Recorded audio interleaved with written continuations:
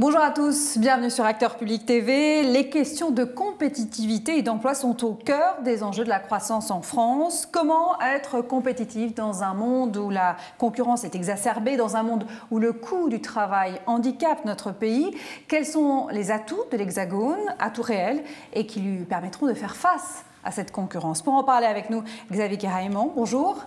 Vous êtes directeur qualité du groupe La Poste, mais aujourd'hui vous êtes ici en tant que président de l'association Esprit de Service France et coprésident de France Qualité, des associations dont vous nous parlerez durant cette émission. À vos côtés, Pierre Cataz, bonjour. Bonjour. Vous êtes président du MEDEF et président du groupe Radial. Merci d'avoir accepté notre invitation. Donc je le disais en introduction, la France est handicapée aujourd'hui par le coût du travail. On connaît le combat du MEDEF dans ce domaine, mais au-delà de cette bataille, on le sait, il y a d'autres secteurs sur lesquels on peut aujourd'hui travailler, on doit travailler, dans lesquels les entrepreneurs français doivent s'engager pour assurer cette compétitivité. Et je parle là de ce qu'on appelle la compétitivité hors coût. Et vous dites, Xavier Karaïmon, qu'il est essentiel de travailler là-dessus. Expliquez-nous. En fait, le grand enjeu, c'est en effet d'être dans une situation où on peut se battre à armes égales. Et donc ça, c'est le grand combat sur les charges. Mais sans attendre ce combat-là, on voit bien que la façon dont les clients peuvent choisir les entreprises, choisir les pays, c'est aussi sur la qualité de service qui est rendue. Et donc, le grand combat à lancer aujourd'hui, en particulier en France, parce que d'autres pays l'ont lancé depuis plus longtemps que nous, c'est justement de remettre en force tout l'enjeu de la qualité de service. Parce que derrière la qualité de service, vous avez tout un tas d'actions qui sont de façon à la main, finalement, des opérationnels. Qui sont à portée de main. Au quotidien. Tout de suite en œuvre, assez rapidement. J'imagine que c'est un champ dans lequel le MEDEF s'est investi. Et vous-même, en tant que chef d'entreprise, vous avez dû y avoir... vous connaissez cette compétitivité hors coût? Oui, hors coût, bien sûr. En fait, ce sont les facteurs clés de succès d'une entreprise. C'est la motivation, le management des hommes et des femmes, c'est l'innovation, c'est l'excellence opérationnelle, je crois qu'on va en reparler, c'est l'exportation, c'est l'intégration du numérique. Et tout ça pour faire quoi? Pour que nos clients soient encore plus heureux, pour que nos hommes et nos femmes, nos salariés soient plus heureux, épanouis, motivés, et pour que la société soit plus compétitive et agile. Parce que nous sommes dans un monde de mutation, dans un monde de compétition internationale, et je dirais qu'on a cet aiguillon sans cesse de l'adaptation permanente. Et cette adaptation permanente, soit on la gère par des plans de licenciement, ce qui est complètement idiot et stupide, parce que ça ne conduit nulle part, soit vous avez une cellule humaine constituant l'entreprise, et avec qui vous faites partager une vision, des valeurs, et surtout que vous mettez en confiance pour avancer et pour que tous ces petits aimants en fait que sont nos hommes et nos femmes deviennent un grand aimant en proposant des idées, en étant force de proposition. Et vous les mettez dans un mode très enthousiasmant, d'incitation, de motivation, d'exemplarité. C'est ça ce qu'on essaye de faire, si vous voulez, au bout du bout. Un management par l'encouragement en quelque sorte. Oui, c'est ça, et je crois qu'en fait, on va reparler d'excellence opérationnelle. L'excellence opérationnelle, c'est exactement ça, si vous voulez. Elle induit en fait qu'on travaille sur les processus, les fameux process, les procédés, qui permettent de fabriquer des choses, des services ou des produits plus rapidement, de réduire vos stocks, de réduire surtout les problèmes de qualité, de livrer toujours à l'heure à des clients. Eh bien ça, c'est une partition de musique qu'il faut savoir jouer, mais cette partition de musique, en fait, elle est soumise à la compétition internationale, donc il faut la réduire tout le temps. Et encore, pour ça, si vous avez des hommes et des femmes qui ne sont pas concernés, qui ne sont pas motivés, qui ne sont pas formés, eh bien vous êtes tout seul au monde. Et là, votre entreprise risque vraiment d'aller au tapis très vite. Donc je crois que tous ces systèmes d'excellence opérationnelle autour de ce qu'on appelle la qualité totale, de ce qu'on appelle le Lean Management qui a été inventé par Toyota il y a 40 ans, Lean ça veut dire maigre en anglais, ce sont des outils, le Six Sigma, il y a une centaine d'outils très performants qui sont utilisés dans les entreprises privées et qui sont extrêmement performants et qui permettent en effet, sont des outils de management avant tout, et qui permettent d'épanouir, et vraiment empowerment en anglais, les hommes et les femmes, nos salariés, chacun de nos salariés. J'imagine, Xavier Karaïmon, que vous partagez ce constat à 100%. Oui, je pense que ce qui est très important, c'est de se dire on a une magnifique boîte à outils, comme disait le président. On a une magnifique boîte à outils, et en fait, tout l'enjeu du management, c'est de trouver les bons outils par rapport à une situation. Finalement, l'image d'excellence de la France, Aujourd'hui, elle est allée se nicher un petit peu dans certains secteurs, notamment du luxe ou de la gastronomie. Tout l'enjeu, c'est de dire il n'y a pas de raison que cette excellence de service, cette image de qualité qui fait rayonner la France, soit confinée, si je puis dire, seulement dans quelques secteurs. Et que ces démarches dont on vient de parler, elles sont tout à fait applicables dans tous les domaines, quelle que soit la taille de l'entreprise. Ça, c'est un grand combat des associations qualité. C'est justement de dire que ces outils ne sont pas réservés aux grands groupes. En fait, à condition de les manier avec intelligence, on peut faire des miracles, même dans des petites organisations. C'est vrai dans le public, c'est vrai dans le privé. Tout l'enjeu, c'est de savoir, en fonction d'une situation, trouver les bons outils. Alors on va en parler, mais j'aimerais d'abord qu'on définisse ce qu'est l'excellence à la française, ce dont on parlait en début d'émission. Est-ce qu'elle existe, cette excellence à la française? Est-ce qu'il y a un esprit français là-dedans? Moi, je crois, oui, je crois que c'est... Au-delà des secteurs du luxe ou de la gastronomie dont vous parliez. Cette excellence de service, elle est là. D'ailleurs, elle nous est reconnue quand on regarde Airbus ou quand on regarde le TGV historiquement ou un certain nombre de grands... Mais simplement, aujourd'hui, quand on interroge un petit peu les pays autour de nous, ils nous disent, en France, ce qui vous manque un peu, c'est le sens du service. Et dans un monde qui est de plus en plus un monde d'expérience, où justement c'est le petit plus qui fait la différence, là c'est là qu'il convient de travailler. Parce que souvent on dit en termes d'excellence opérationnelle, vous vous débrouillez pas trop mal. Par contre, sur la manière de rendre le service, sur la manière de mettre en avant justement les hommes et les femmes qui rendent le service, sur la qualité des moments de service avec le client, là, il y a d'autres entreprises, notamment des pays étrangers, qui sont meilleures que nous. Alors, si on s'arrête un moment sur cette excellence opérationnelle dont vous parliez tous les deux, alors, qu'est-ce que c'est? Quels sont les outils de cette excellence opérationnelle, Pierre Gattaz? Et si vous voulez, je rejoins ce que dit Xavier. L'idée, c'est qu'en France, on est très créatif, très innovant. On pêche parfois un tout petit peu sur cette maîtrise de la discipline des processus, qui sont très bien maîtrisés en général par les Allemands ou les Japonais.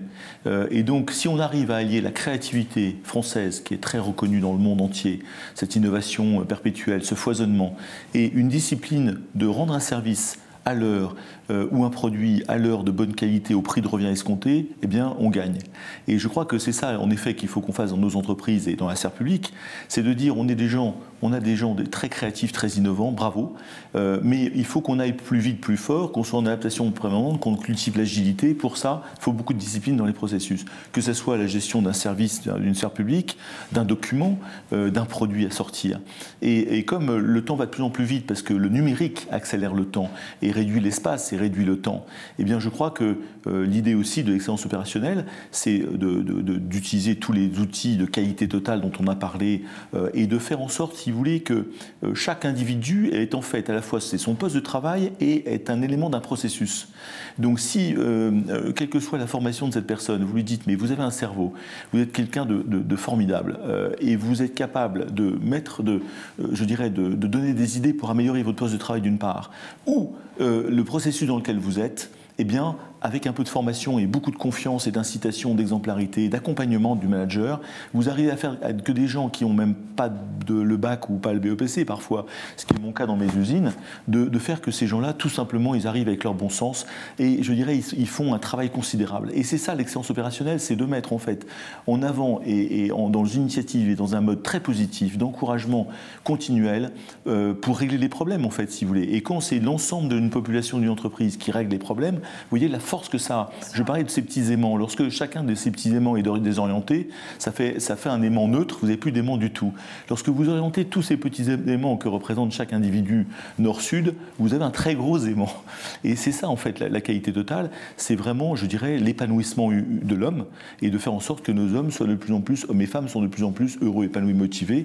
C'est vraiment un problème de management et il faut que le management soit conscient que ça va se faire dans la durée et c'est basé sur la confiance, sur l'explication, sur les valeurs, sur les règles, mais beaucoup sur la confiance, l'explication, la formation permanente, l'incitation à faire mieux, à se dépasser aussi. C'est ça l'excellence opérationnelle. Alors quels sont les outils de cette expérience opérationnelle? Peut-être justement pour rebondir sur ce que disait M.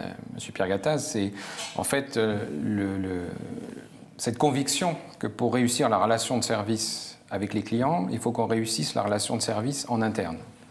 Ça veut dire qu'il ne peut pas y avoir de bonne qualité de service si dans l'entreprise, en termes de coopération, en termes de climat général, on n'y est pas. Et donc c'est pour ça que dans ces moments de transformation, dans ces moments d'adaptation rapide, il est clé que justement l'ensemble des acteurs de l'entreprise se sentent accompagnés, se sentent partie prenante, écoutés. Et c'est pour ça qu'on voit aujourd'hui tant dans cette logique d'écoute, d'adaptabilité, le fait que, eh bien, il faut commencer par écouter ceux qui sont en contact avec les clients plutôt que de penser à la place, soit des clients, soit des gens qui sont en contact avec les clients. C'est pour ça qu'on voit bien cette idée de pyramide inversée aussi, auquel je tiens beaucoup. Je vais vous donner un exemple, par exemple, dans mon usine de Château-Renaud, il y a 10 ans, j'avais une personne, une ouvrière, qui faisait un geste répétitif, très taylorien. Et on est arrivé à la conclusion qu'elle risquait de perdre son job parce que les Chinois faisaient ce geste-là 20 fois moins cher, des robots aussi. Et en fait, avec cette personne-là qui n'avait aucune éducation, qui avait peur, je lui ai dit, mais on va vous faire monter en puissance, on va vous rendre employable. Elle m'a dit, non, je ne sais pas faire, je ne sais rien faire. Et on lui dit, mais si, vous savez faire, vous avez un cerveau, vous allez voir, ça va bien se passer. Eh bien, cette personne a joué le jeu, elle nous a fait confiance, on a même filmé son poste de travail. Eh bien, 18 mois après, la même personne avait 5 PC, elle était capable de faire de l'assemblage de produits compliqués, de faire des tests optiques, de faire des tests électriques. Elle allait chercher son ordre de fabrication qu'elle imprimait sur son PC. Elle allait chercher ses composants. Et donc cette personne-là, en fait, qui faisait un geste parfaitement basique et primaire, sans aucun intérêt, en fait, l'intérêt, c'est qu'elle est capable de faire une multitâche, d'être complètement polyvalente. Elle rend des services extraordinaires à la société. Elle donne des idées de progrès permanent. Et en plus, elle est employable. Parce que ce qui est très intéressant, c'est que cette même personne est devenue employable. Donc s'il y a un problème avec une usine de radial en France, je sais que cette personne-là est compétente, est polyvalente et elle peut retrouver sans doute plus facilement du travail. Alors là, vous parlez d'entreprises privées, mais est-ce que cette excellence opérationnelle peut s'appliquer aux entreprises publiques? Alors je vais citer l'exemple de la grande transformation en cours, parce que les transformations par définition c'est jamais terminé, du groupe La Poste. Si je prends l'exemple du rôle des guichetiers autrefois, finalement ils étaient dans un rôle qui était sans grande valeur ajoutée, en plus ils étaient assis derrière une vitre. Tout l'enjeu de la transformation, ça a été de travailler sur le debout, le aller vers et sur un rôle différent. Parce que moi, j'accepte de changer de ma position A à ma position B parce que j'y trouve un intérêt. Il y a l'exemple qui était cité un instant par Pierre Gattaz. Il y a aussi l'exemple pour les guichetiers, c'est de dire, plutôt que d'être dans une fonction presque d'automate, de rendre des sous et puis de donner 3 timbres, je vais passer dans des postures de conseil et d'accompagnement. Et je pense que ce qui est très important dans le moment, y compris dans le cadre de cette grande compétition internationale, c'est justement de trouver la façon de convaincre tous ces acteurs qu'ils ont un intérêt au changement. Bien sûr, le changement fait peur. Et donc, moi, j'ai une grande phrase maintenant par rapport à tous ces projets de transformation que l'on a pu conduire, c'est que s'il y a une responsabilité du management, c'est de mettre les collaborateurs en situation de réussir. Il est très très rare les gens qui n'ont pas envie de bien rendre le service ou de bien faire leur travail. Simplement, soit ils considèrent que c'est une fatalité, c'est comme ça, on ne m'a jamais demandé mon avis, et puis si quelqu'un était passé, il a dit quelque chose, ça n'a pas marché. Et donc, en fait, le grand enjeu de ces transformations, c'est de trouver des acteurs du management capables d'emmener justement les équipes en les rassurant et en ne les laissant pas seuls. Aujourd'hui, le grand mot, par exemple, c'est autonomie. Un collaborateur qui voudrait être autonome, mais qui, dès la première situation client, verrait qu'il est seul au front, qu'il a la patate chaude. Il ne recommencera jamais. C'est pas être isolé, être autonome. Et donc, être autonome, c'est surtout ne pas être isolé. Et donc, dans cette problématique d'aujourd'hui, où il faut à la fois standardiser, parce qu'on est dans des gestions de flux, et à la fois d'autonomie et d'agilité, il faut arriver à trouver cette façon de faire en sorte que, parce que je sais que l'organisation derrière moi est présente, bien huilée, avec l'excellence opérationnelle qui m'a permis de faire des process qui sont juste à temps, il n'y a pas de coût de non-qualité. Si je sais que le management, si je sais que mon chef, et d'ailleurs, n'est pas trop loin, si je sais que mon chef n'est pas un chef qui fait du contrôle, mais un chef qui est à mon service, alors là, je vais pouvoir lâcher les coûts et là, je peux aller chercher l'excellence. Et vu du client, la différence, c'est je sens quelqu'un qui vient vers moi, qui le fait volontiers et qui est plutôt là pour me rendre service, qui est là pour me rassurer, qui est là pour me simplifier la vie. Alors là, on parle d'excellence relationnelle et d'excellence managériale. On est en plein dedans, cette excellence managériale que vous avez évoquée tous les deux. Elle est essentielle. Moi, je crois que derrière les mots qui peuvent soit pour les spécialistes, soit faire peur, ce qui compte, c'est le chemin sur lequel on emmène tout le monde. Il y a, à mon sens, un premier niveau qui est le niveau de la prestation attendue. Et ça, c'est l'excellence opérationnelle. Pour ça, c'est parfait. Ce sont des outils qui permettent d'assurer le socle de la prestation attendue. Et puis après, il faut travailler sur la façon de rentrer en contact avec l'entreprise, quel que soit le canal. Et là, c'est vraiment comment je travaille la qualité de la relation entre le client et l'entreprise, mais aussi... Ce qu'on appelle l'excellence relationnelle dans le cas. Exactement, et aussi la qualité de la relation entre les équipes.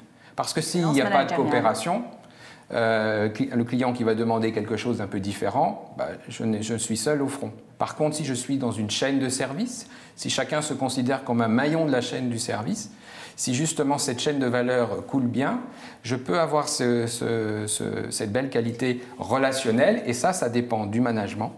Et c'est pour ça que j'aime à parler d'excellence managériale, qui effectivement, ce sont ces acteurs qui vont rendre possible la mise en place des démarches, des outils et de donner du sens, comme disait très bien. J'imagine que ces trois chemins d'excellence à la française ne vont pas l'une sans l'autre. Oui, je crois qu'il faut en rajouter une quatrième qui est l'excellence réglementaire. C'est-à-dire qu'il faut vraiment apporter des solutions réglementaires ou législatives là où il faut, quand il faut, mais ne pas faire une boulimie de la réglementation. Vous savez qu'en France, malheureusement, depuis des décennies, on a tendance à régler les problèmes par des textes de loi. Moi, je crois que ce temps-là est révolu. Et justement, l'excellence opérationnelle, managériale, relationnelle et réglementaire, c'est aussi de se poser la question je dirais, de simplifier la complexité. Il faut simplifier la complexité pour être plus agile, pour être plus rapide par rapport à donner des services, par rapport à des missions de l'administration ou d'une entreprise. Et ça passe par tout ce qu'on vient de se dire, c'est-à-dire les outils de la qualité totale. Et je crois qu'avec une vision et des objectifs qui sont quand même clairement identifiés. Dans nos entreprises, si vous voulez, nous, c'est très souvent être plus rapide, livrer 2 fois plus vite, avoir moins de stock, baisser nos prix de revient de 5 ou 10% tous les ans, parce que si on ne le fait pas, on meurt. Je crois qu'en effet, dans la sphère publique, eh bien, Xavier l'a expliqué pour la Poste, il y a des administrations qui sont en péril à cause d'Internet, ou s'ils ne seraient pas en question, ça peut mal se passer. Et puis, il y a aussi de réduire les déficits, il y a aussi apporter de meilleurs services, parce que chaque individu, qu'il soit salarié, chef d'entreprise ou fonctionnaire ou haut fonctionnaire, est quelqu'un de bien. C'est-à-dire l'individu est bon. Il faut partir de ce postulat-là. Si on part de ce postulat-là, vous gagnez. Parce qu'en effet, vous avez des gens que vous allez amener, non plus dans un environnement de contrôle, contrainte, sanction, mais dans un environnement d'incitation, motivation, exemplarité. On sort par le haut en faisant ça. On est en plein dans le cœur de votre association Esprit de Service France, là, Xavier Carradier-Moin. Oui, en fait, la conviction, c'est qu'aujourd'hui, chacun vit des expériences. À la fin de sa journée, on raconte comment as-tu passé ta journée. Je vais raconter des expériences. Et cette expérience, c'est soit avec l'administration, soit avec une petite entreprise, soit avec une grande entreprise, c'est plus le problème. Je raconte ma journée, je raconte les expériences que j'ai vécues. Et quand je dis ça, je vais plutôt raconter soit les très belles expériences, donc les meilleurs tirs vers le haut, soit les moins bonnes. Et en plus, je le raconte sur les réseaux sociaux, tout le monde est immédiatement informé. Donc, tout l'enjeu, c'est de dire, pour réussir cette expérience, il faut que quand je suis entreprise, il faut que je me dise, je ne vais pas penser mon organisation, mes process par rapport à moi-même. Il faut que je me pense par rapport aux yeux du client. Alors là, c'est encore des outils qui arrivent et des outils très opérationnels. C'est ce qu'on a autour du design de service. C'est de dire, je vais faire les parcours des clients. Sur ces parcours des clients, il y a des moments de vérité et il faut réussir ces moments de vérité. Et comment je suis organisé, moi, pour réussir ces moments de vérité? Du coup, je repense mon entreprise, je repense mon administration en fonction de comment je réussis un moment de vérité aux yeux du client. Ça, c'est le grand enjeu, c'est justement de se voir avec les yeux des clients. C'est ce que vous prêchez au sein de votre association? Et dans le cadre de l'association, justement, c'est cette façon de travailler avec des regards croisés. Donc, il y a à la fois Carrefour, il y a Leroy Merlin, il y a La Poste, il y a GRDF, il y a Air France. Il y a le secrétariat. Il y a le secrétariat. Ça s'applique à toute entreprise. Voilà, hein, il y a le secrétariat général à la modernisation de l'action publique. Donc le gouvernement est au sein de. Où ils font aussi, dans certaines administrations, des choses qui sont remarquables et qu'il faut saluer. Et justement, ce qui est intéressant, c'est de voir comment chacun, par rapport à cet enjeu qui est le même pour tout le monde, comment chacun sur ce chemin attrape les sujets et quand il bloque, eh ben, un autre peut lui dire là-dessus, nous on est passé plutôt par là. Un genre de partage d'expérience. Voilà. Alors on arrive au terme de cette émission. Quelques mots d'abord, enfin j'allais dire plutôt sur la remise des prix France Qualité qui aura lieu je crois fin janvier, c'est ça? Voilà, le 27 janvier. Chaque année, on remet des prix aux entreprises françaises qui se sont distinguées sur les sujets qualité. C'est quelque chose qui doit vous faire plaisir. Oui, oui, je trouve que c'est très important de célébrer, de mettre à l'honneur des gens qui réussissent et c'est incitatif, je dirais. Les gens sont très contents de donner des prix. Moi, je trouve ça très, très bien. Reconnaître leur mérite. Les efforts, reconnaître les mérites, reconnaître les résultats. Et c'est d'autant plus important que dans le monde accéléré d'aujourd'hui, on a tendance à penser un peu plus au coût qu'à la qualité. Et donc, en France, en particulier, il y a un enjeu très important qui est de faire en sorte que ces prix aient autant de retentissement que possible, parce que c'est ça qui va mettre de l'envie dans le système. L'association France Qualité, c'est une association qui fédère des associations qualité en région. Chacune de ces régions va faire une identification des meilleures entreprises et donner des prix. Et les meilleures d'entre elles remontent au national. Simplement, tout l'enjeu pour nous, c'est d'avoir le plus possible d'entreprises et puis surtout qu'on parle finalement de ces prix parce que c'est comme ça qu'on donne envie à chacun de monter dans le train qualité. Voilà, le message est passé. Merci à tous les deux d'avoir accepté notre invitation. Merci à vous de nous avoir suivis. Je vous dis à très vite sur Acteurs Publics TV.